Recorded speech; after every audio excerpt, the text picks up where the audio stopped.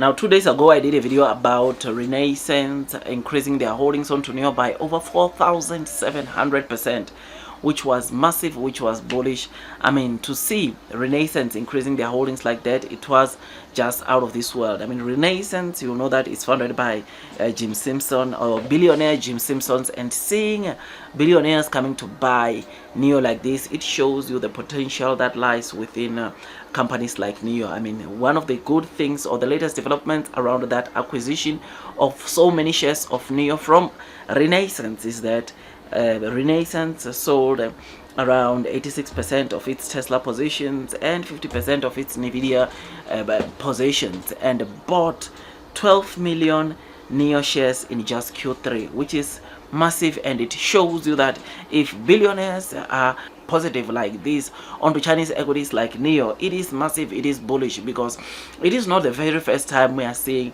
billionaires saying that they are buying Chinese equities. We've got David Tepper, we've got Ray Dalio, and now Jim Simpson, who, by the way, may his soul rest in peace, died this year in May 2024.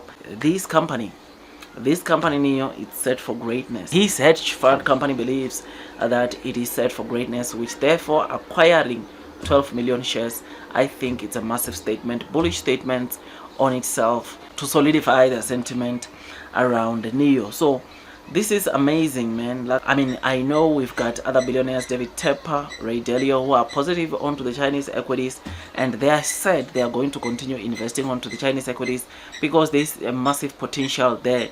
I mean, Chinese equities, ever since 2021, you will know that they've been beaten down quite sharply, and they have not recovered from that. Majority of them, they have not recovered from that. You will know that the stock market crashed from 2021, but most of the US equities, they've recovered from that crash. Truth be told, most of them, they've recovered, whilst Chinese equities remain at the bottom of the belly. They've not recovered as yet, which, seeing billionaires, big financial institutions coming and piling onto Chinese equities, it might be signaling some good growth, some massive growth onto Chinese equities like Nio. And seeing Renaissance buying Nio, or 12 million Nio shares in Q3, I mean, it just means that they see the massive potential future onto Nio, and this is good news that is supposed to encourage even the short sellers, I mean the retail investors, to probably do the same, especially those that are panic selling because of where Nio is trading at in terms of the share price. I mean, Q3, if I'm to remind you what happened there, that is where Nio hit $3.60, and seeing that companies or big guns like Renaissance were adding during that period, it tells me that if it goes down there again, there's going to be a massive buying transactions for Nio, which is something that I don't think the market can risk Nio to go down that low again, which is why I think, I mean, even technical guys right now are saying this is the bottom, we have hit the bottom, and next week, especially knowing that their Q3 earnings are coming, we need to prepare for what's coming, because those earnings can result into Nio going into a short squeeze, which we do not know in terms of the share price where Nio could be at the end of next week. But we look forward.